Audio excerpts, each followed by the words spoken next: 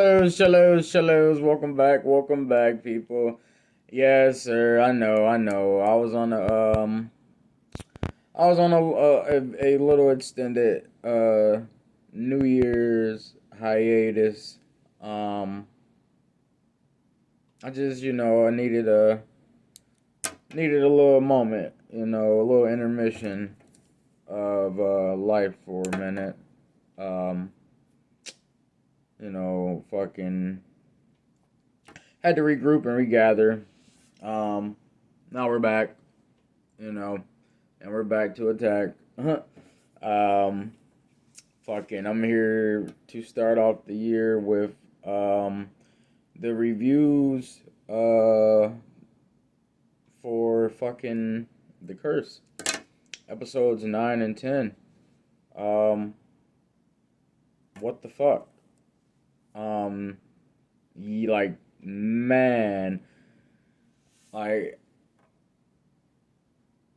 the way it ended was some straight up A24 shit, bro. Like, I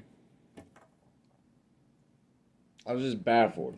I was just baffled. Like, it fucking blew my mind the way it ended.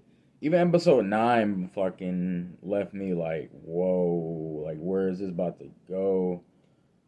Because it was just crazy, bro. The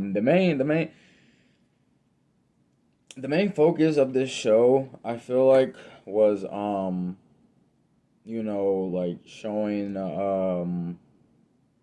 what the gentrification, um fucking the fakeness of reality, the cultural appropriation, sustainable fucking capitalism, Judaism, marriage, fucking parenthood. Like, it was all that in one, bro. On top of being a goddamn, just satire in a way, and it delivered. It delivered. Like, for the first four, maybe five episodes. Oh, I would say four. After episode four, it picked up for real. But it, like, the way it ended, you wouldn't have thought that. You know, like, if you would tuned in from episode one till the end, you're just fucking flabbergasted. Like, what the fuck was this? Like, I don't even know, like, what they really try to you know what point they tried to get across here. um I don't know. I don't really know. I feel like, kinda, because they left off in episode 9, like, the last scene was fucking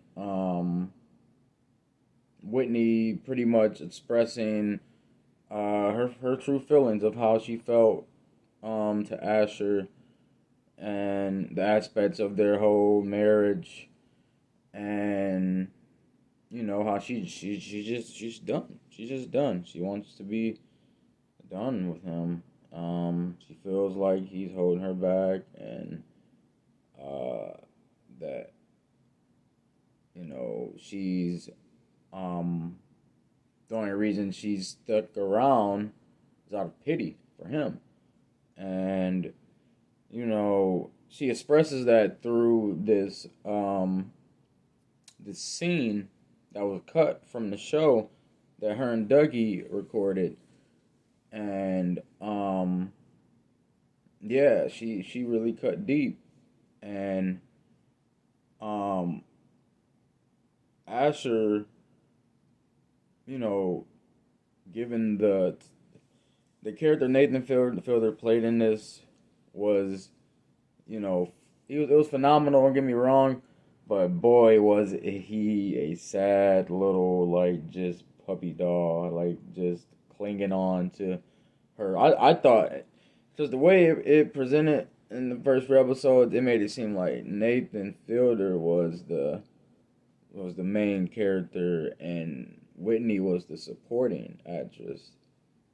But as it goes on, it spirals to more towards Emma Stone's character, Whitney. And Asher, which is portrayed by Nathan Fielder, is um, the one just like left high and dry. And that's what really happened. He got left high and dried out into the space. Fucking episode 10, bro. Because he came back at the end of episode 9 and, you know, pretty much just accepted the fate that, Whitney's the best he's gonna fucking get. He's nothing without her. His life is just complete shit without her, and that he's been like I said, he's been holding her back, and he needs to fix that, and pretty much sit back and reevaluate on himself and his own characteristics, and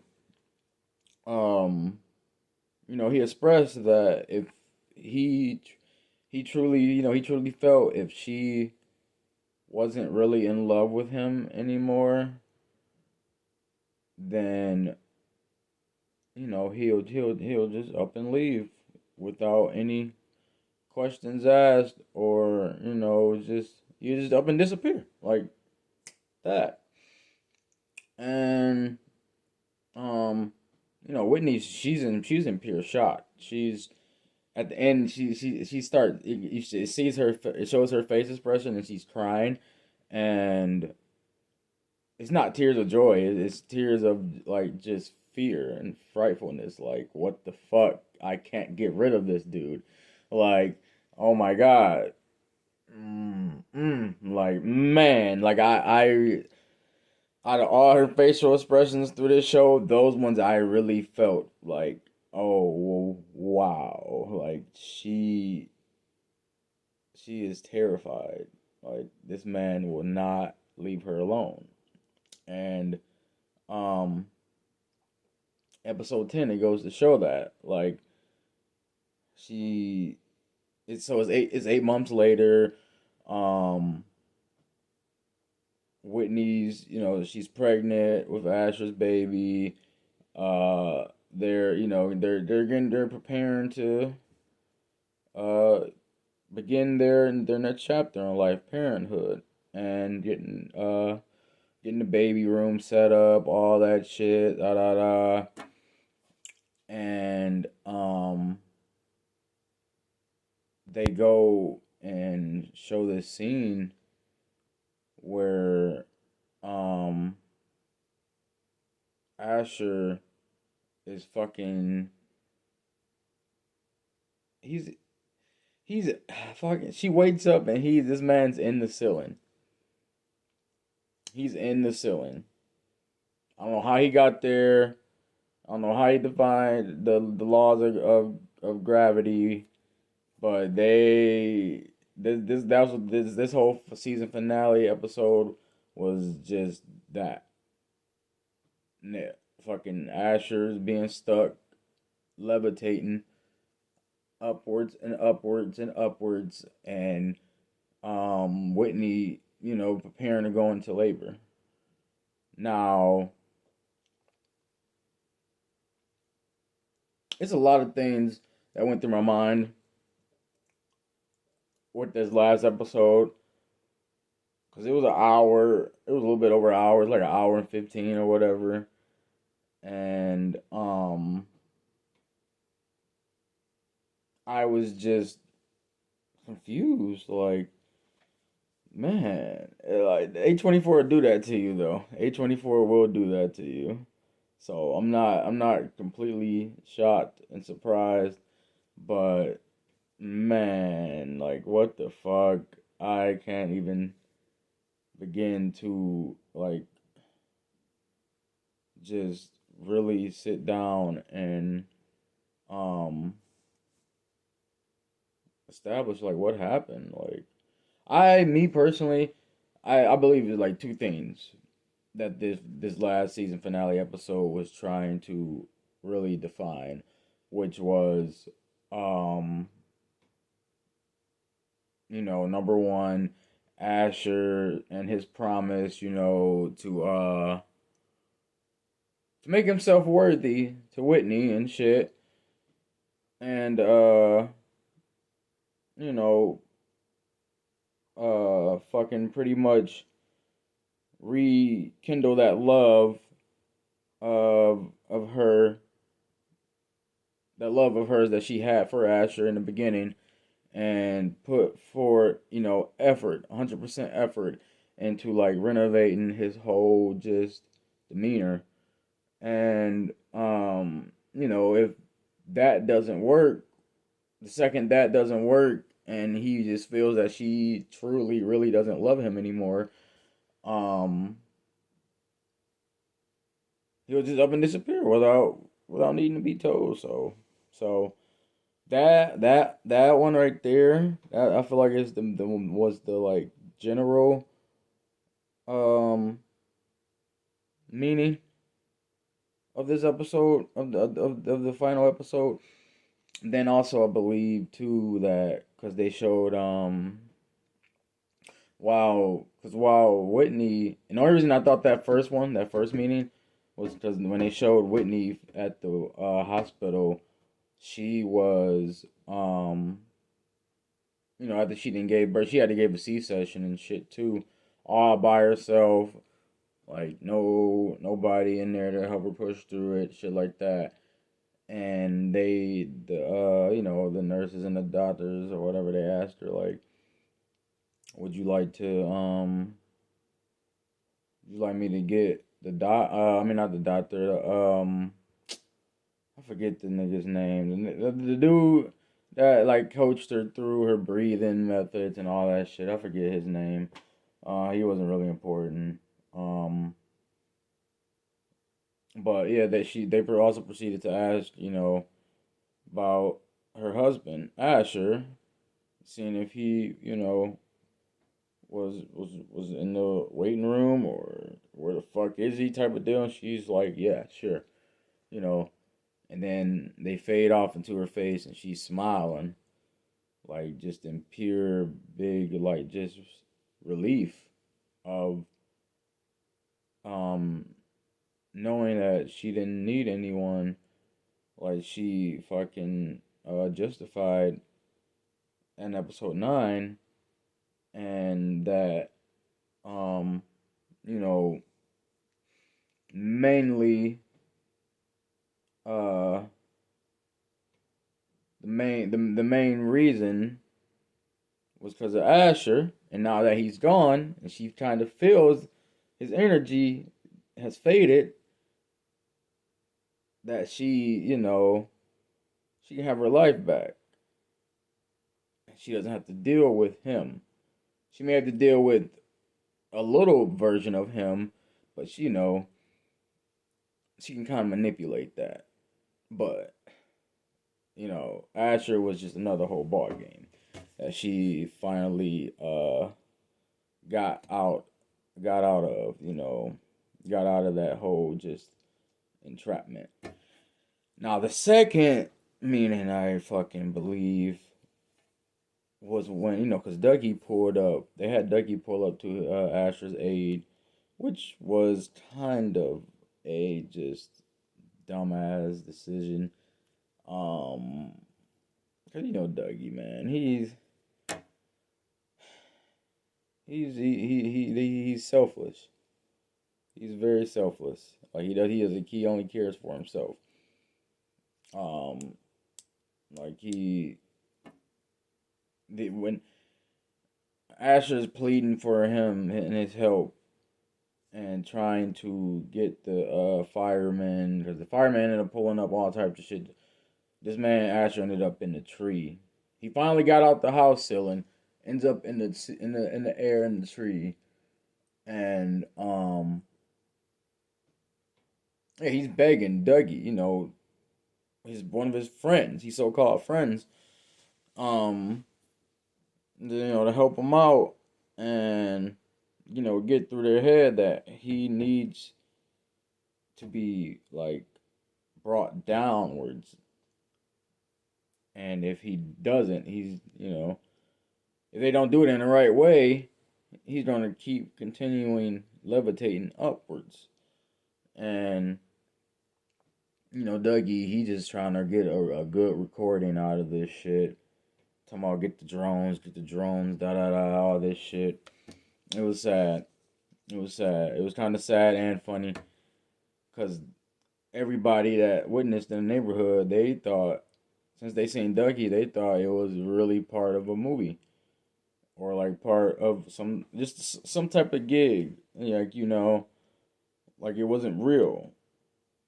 Even the firemen, all the firemen and people, they thought it was some bullshit. They was not listening to him. It was wild. It was wild. And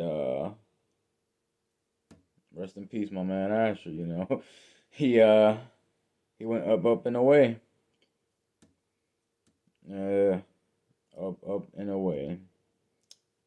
So up, this man probably lost oxygen and passed out into space, and yeah, made his exit.